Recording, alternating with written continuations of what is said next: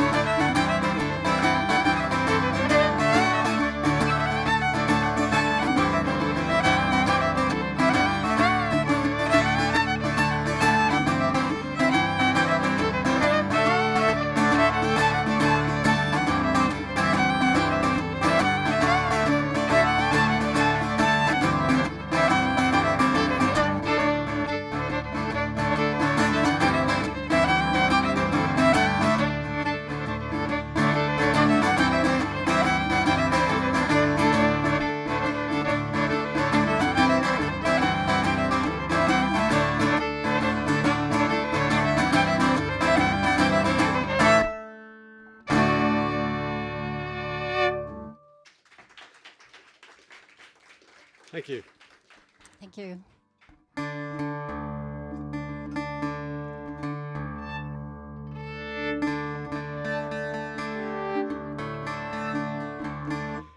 So when I mentioned that, I should have explained that those tunes actually went on board the last space shuttle. I work for NASA. I work for one of the contractors, and I'm a flight controller there. And Y'all know what NASA is, right?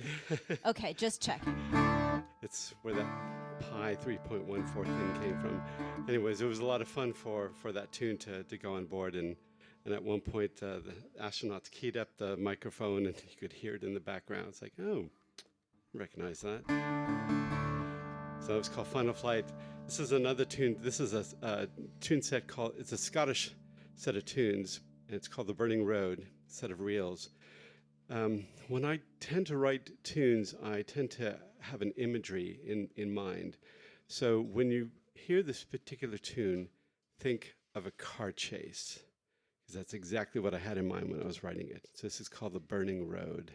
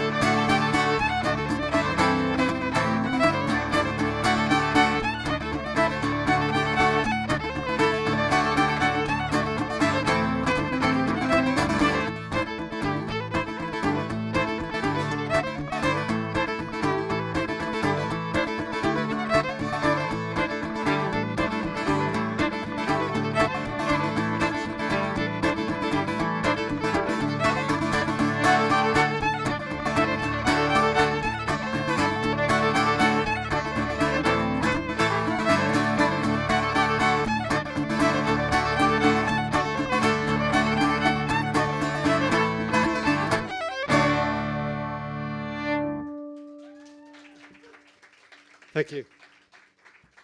Yeehaw. What kind of car was that, Al, that we were riding It's in? probably a Corvette. Oh, you're a Corvette kind of guy? No, it was the Mach 5. Well, I think I just showed my age. Probably nobody remembers Speed Racer. There we go. Japanese anime. Thank you, one person.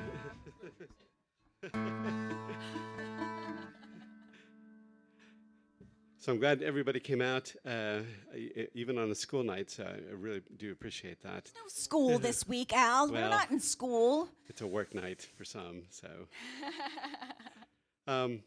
both Christian and I are avid bird watchers, and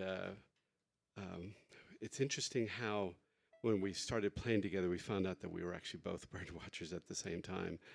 And so this next set we put together is called the feathered set. You want to say something about that one? Sure. This set has a couple of tunes in it that are very, very traditional. One is called the Swallowtail Jig, which is always the first tune that I teach a young fiddleist who's coming to study with me. And I thought it'd be just a great tune to have in our repertoire. Followed by Lark in the Morning, which is another really standard tune.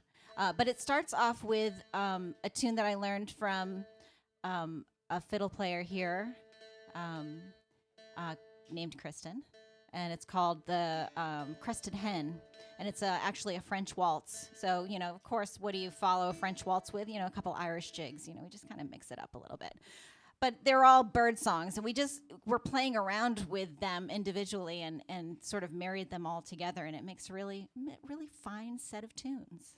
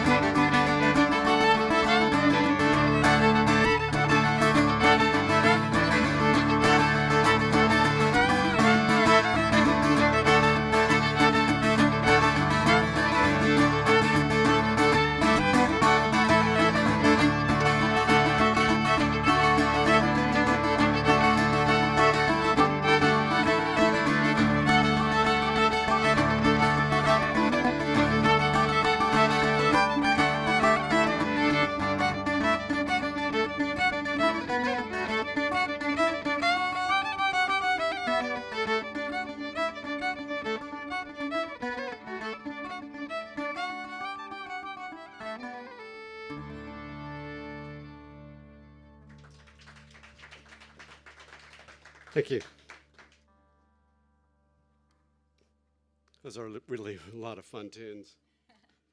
So along with Irish and Scottish tunes that we tend to do a lot, we also do a lot of Breton tunes. And Brittany in France is a really interesting place. There's a huge Celtic community there.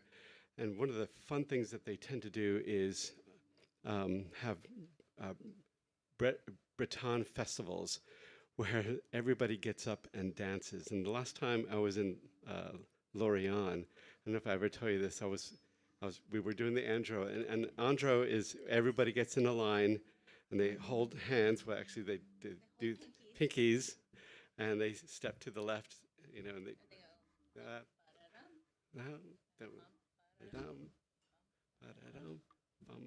Everything steps on the left foot. All right, so your hip is absolutely killing you by the end of the dance because nobody steps on the left hip. You don't do that. And I was dying, and so I stepped out of line, and there was this very, very elderly lady, probably in her 80, 85, and she just gave me this glare like, "You wimp, where are you going?" It's like, oh. Yeah, everyone is expected to dance at the community festivals. Everyone is supposed to be dancing. So if you don't show up, you're in the doghouse. It's very dance oriented. So this is a set of andros.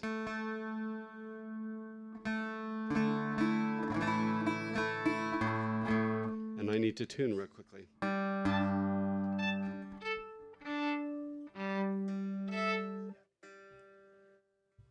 So andro is the dance with the pinky. There's all sorts of dances if you want to explore some of these amazing Celtic dances. I mean, this is not like jigs and reels from Ireland and Scotland. This is really, really different. It's very almost medieval feeling. You can go on YouTube and kind of explore that. It's really fabulous stuff.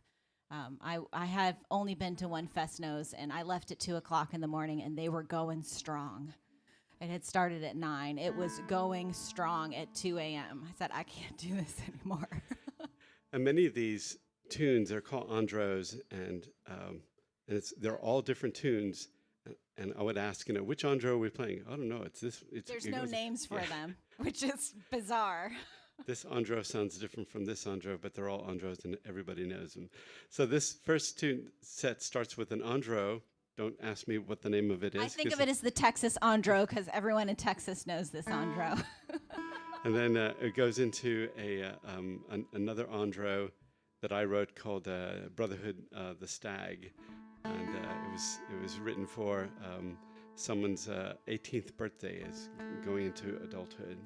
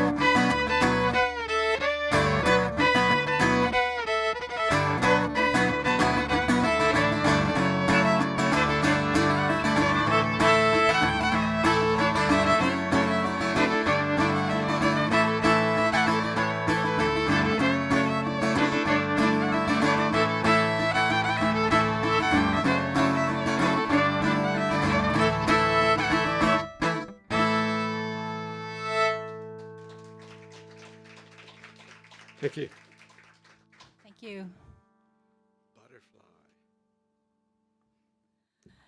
Wow. All So, right, so I'll take this one. We're both like, "Ah." So when I was learning fiddle, I am a classically trained violinist since the age of 4, and I heard this amazing fiddleist while I was in college, and my classical violin teacher was actually taking lessons with her, sort of under the wire. Nobody really knew, and I I heard this woman playing and I just thought, wow, she's amazing. I just love the music and it's so incredible and I wanted to know how to play without music and so I started studying with her and on her album was this piece called The Butterfly. And The Butterfly is pretty well known tune written in 1973. Correct me if I'm wrong. 1973 by Tommy Potts. Horrible recording. Original recording is just the most god awful thing you've ever heard in your whole life. And then you hear like harpists playing this, and it's just this beautiful tune. But my teacher recorded this variation where she goes into a mixed meter of sorts. Al, you want to take it from there? so the meters on most Irish tunes are like what's called a reel, and the mnemonic for it is like rutabaker, rutabaker, rutabaker, rutabaker, rutabaker.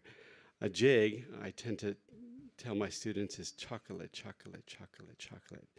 But a slip jig is in 9/8, so it's chocolate, chocolate, yum, chocolate, chocolate, yum, chocolate, chocolate, yum. We're trying to sell more desserts. I hope you don't mind. So somewhere down the line, actually somebody gave me the challenge of trying to write it in 11/8, which is a really really strange odd meter. So when we put this two versions of it together, we decided to call it Butterfly 9/11 because it goes from 9 to 11. So good luck trying to figure out the 11 because it's kind of tricky. Don't try dancing to it until you've had at least 3 beers. It's very very important.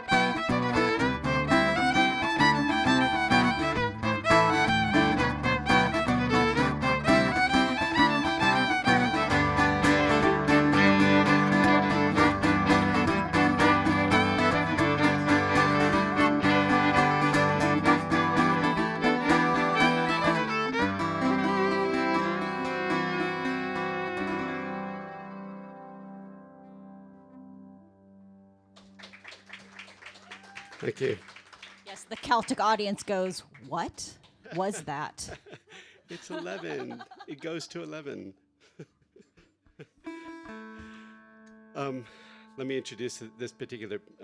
These are a set of Scottish tunes that I wrote. There was a woman who lived in Houston for a while. Her and her husband moved. Well, she was actually born in Aberdeen, although she made me pronounce it correctly, which is Aberdeen. It's Aberdeen, Al. It's Aberdeen. And she was really quite a force of nature in the Scottish community here in Houston, and really did a lot to bring Scottish music into the Houston area. And on the sort of the anniversary of them departing back to Europe, I wrote these set of tunes for her. So this is called the Aberdeen Lass Set, and it starts off with a strathspey, and a Scottish strathspey is a type of dance that has that, da-da, da, da, da, da. It's a really lovely dance to watch. So that's Aberdeen Lass, and then it goes into a Scottish hornpipe called the Shepherd's Wife, and then a couple of reels. The first reel is called, I should never be allowed to name tunes that I write. The first reel is called Yorkshire Pudding, because it's one of my favorite. And then the last tune is called the Bell Tower in Aidan, which is in northern Scotland. So hope you enjoy these. Especially the Strathspey is really a lot of fun. I'll try not to mess it up.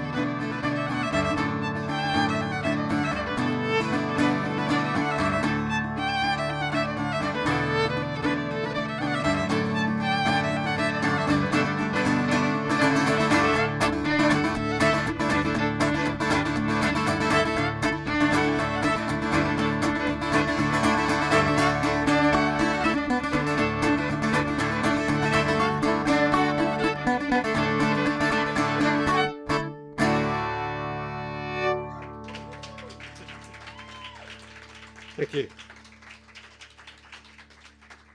Thank you. That's a ripper. And the odd thing about it is, it was originally written for bagpipes. So that's actually a bagpipe tune, but I didn't know that. yeah, actually did. And we're gonna probably sometime next year we're actually gonna start working on our second CD, and we actually may re-record that one again with EJ playing bagpipes on there. So both of us are bird watchers, and both of us are cat people. Although I think she's more of a cat person than I am, because I only have 2 cats. How many do you have? I currently have 5 cats Wow. and a dog named Kitty. I'm not making this up. Yeah, She's a cat person too. her dog behaves like a cat. Definitely behaves like a cat. So one of my old, a cat that my wife used to have, her name was Pandora. And Pandora was a typical cat in terms of pet me, bite you. You get to pet me on my terms, not yours. But she had her favorite mouse, and when she passed away, I wrote this tune, and it's called Pandora and the Mouse, and it's a slow reel, and it's beautiful, and I think pets should have songs written for them. This is mine for Pandora. I sort of nicknamed this tune in my head as the grooviest tune, Irish tune ever written.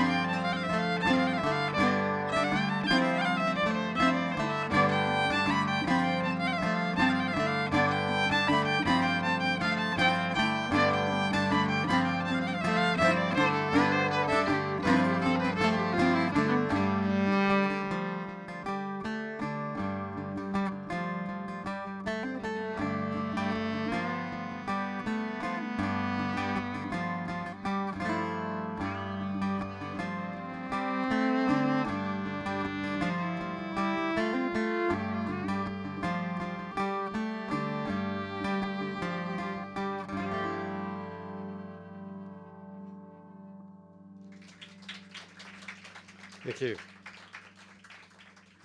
that a groovy tune? Such a groovy tune. I love it. Thank you, Al.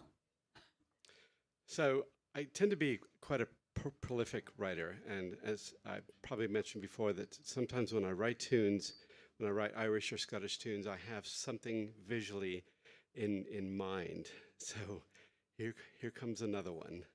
This is called Lost at Sea. So let me tell you how this tune came about. I took a a boat trip on a 1889 double-masted ship that was from Greece that was parked on the Boston port.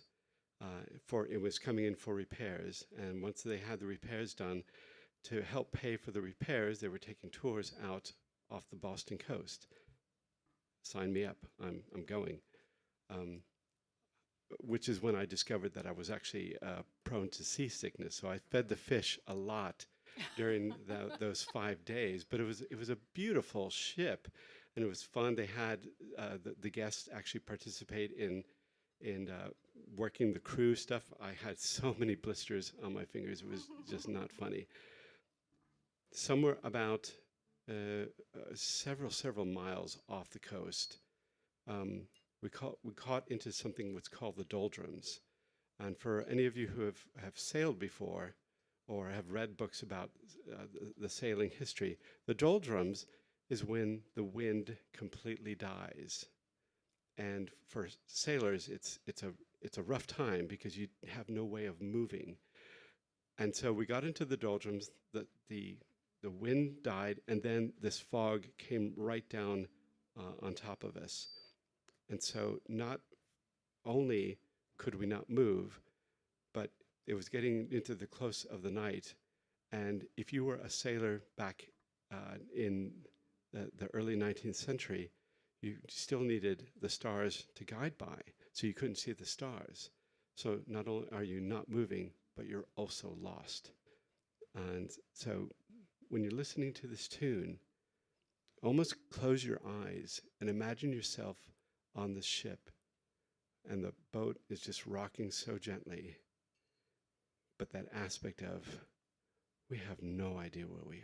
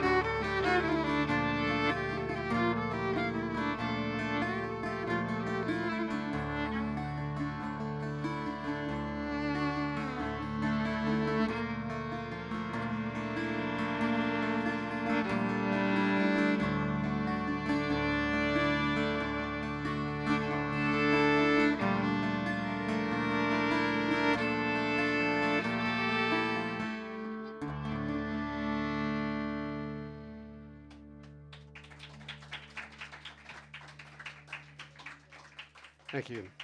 Hopefully nobody got seasick, because I did.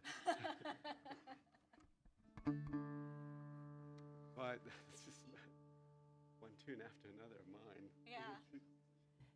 We love Al's tunes. When I was playing in a band in Austin for about 7 years called Poor Man's Fortune, and it was time for that band to retire and me to move on to other things. There was only one person that I could picture myself playing with, and that was Al Coffrin. So Oh, please give thanks. it up for Al Yeah. Coffrin. Thank you. Over here on the cittern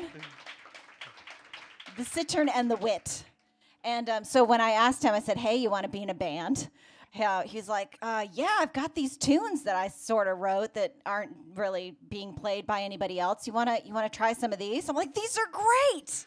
So so much of our stuff is Al's. I will get to just do a little bit of my own stuff a couple tunes later Oh, on. yeah. I'm looking forward to that. The hard thing about some of these tune sets, I write them and then I forget. What are the name of these things?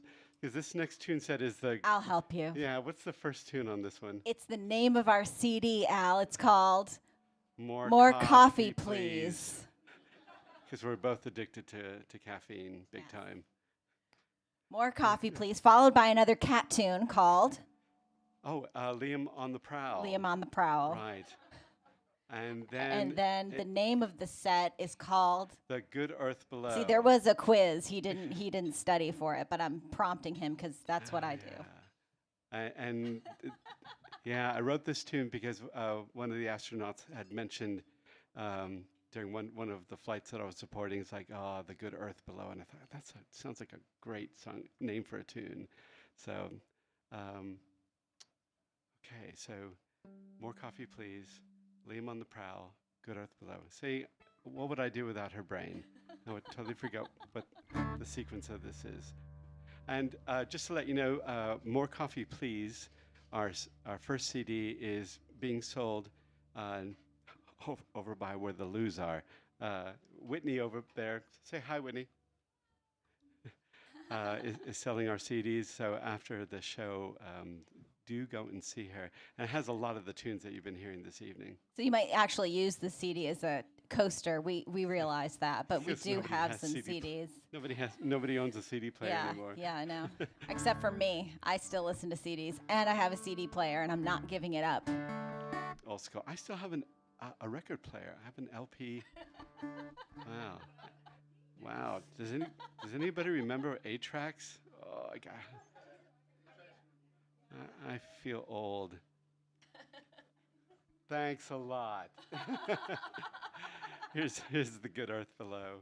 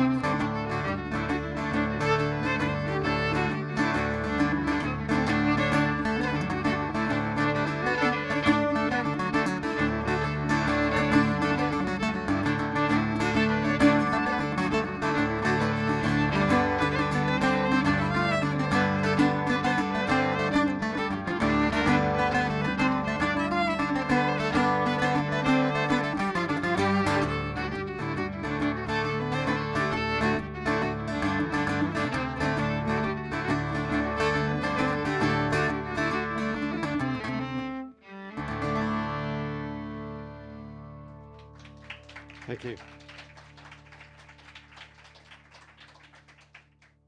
Ooh, Rides. We're going back to France. Yay!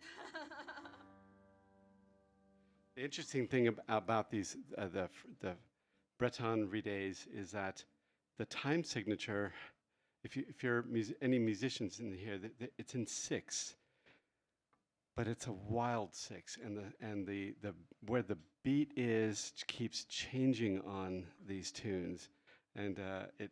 When I first learned them, it took me a long time. It's like I can't find the one. Where's the one? Where's the one? So it's really fun to finally get to play these correctly. So I hope you enjoy them. These are called the Rides. These tunes are played in kind of a jazzy style, and there's two schools of thought in the Breton music. Sort of the eastern part of Brittany is more in sort of like the Parisian style of swinging everything, and then the more western style is more straight up and down. So we do the jazzy version. Jazzy. Jazz. So get out your jazz hands.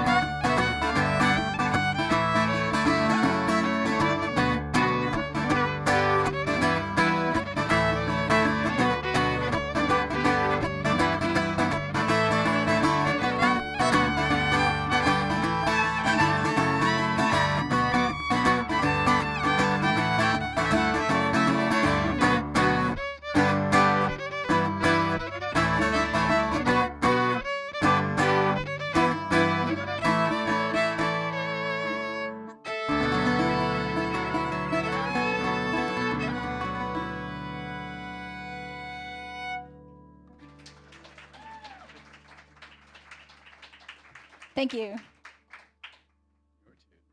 right.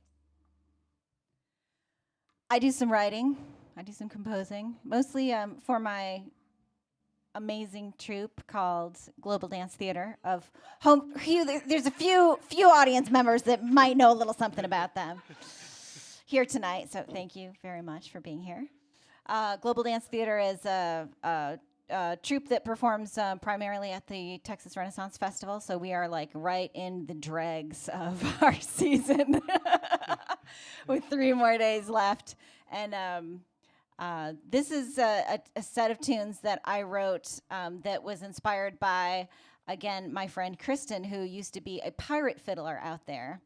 I'm a gypsy fiddler out there, and I thought, what would happen if she came over to my stage, or I went over to her stage? What kind of music would we play together? So the first tune is called, what's it called? Kate's hornpipe. Kate's hornpipe. We need each other. What's the name of my tunes? Kate's hornpipe. And then the second tune is called The Gypsy's Jig. And the third tune is, I meant to write it, but it was already written by Larry Unger, who's a very, very prolific writer out of the Northeast. And this is a tune called Beth Cohen's, who must have been a really cool chick, because this is a great tune.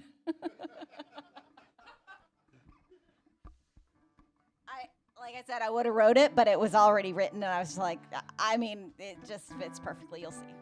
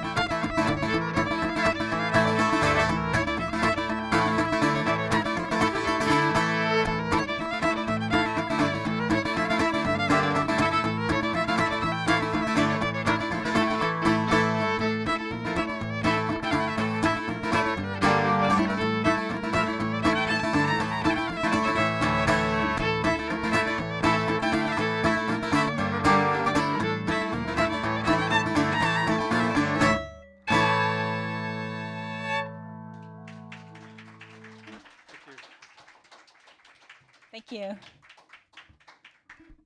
So yeah, there are 3 more days left at the Texas Renaissance Festival. You're welcome to come on out. Al and I both performed there. He has a group called Istampita, which is an early music ensemble. They play really old dead guy music, really old. They don't even know who wrote their music. It's so old. Anonymous, anonymous. Who was this written by? Anonymous. And another one by Anonymous. Oh, another frothy Guinness appeareth at my feet.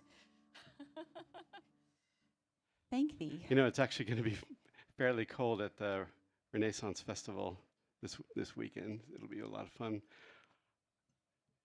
You girls are going to freeze, by the way. You're up for it. Oh, no, they won't. They have a little friend. They have a little friend that keeps them warm. Oh, the heater in the back. Oh, no, Al. You're so innocent. Oh.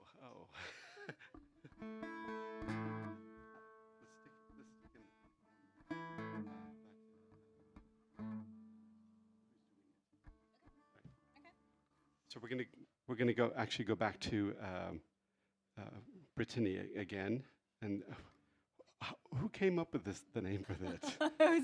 All right, so this set is called Is Doing Yet, and it's what a French person says who doesn't speak English very well when asked, are you ready? Or is trying to ask, are you ready? Is doing yet?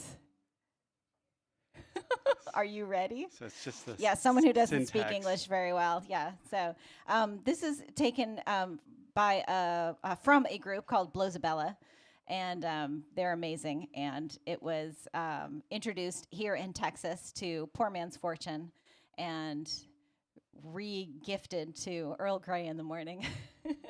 And just a great set of tunes that deserves to be played forever and ever.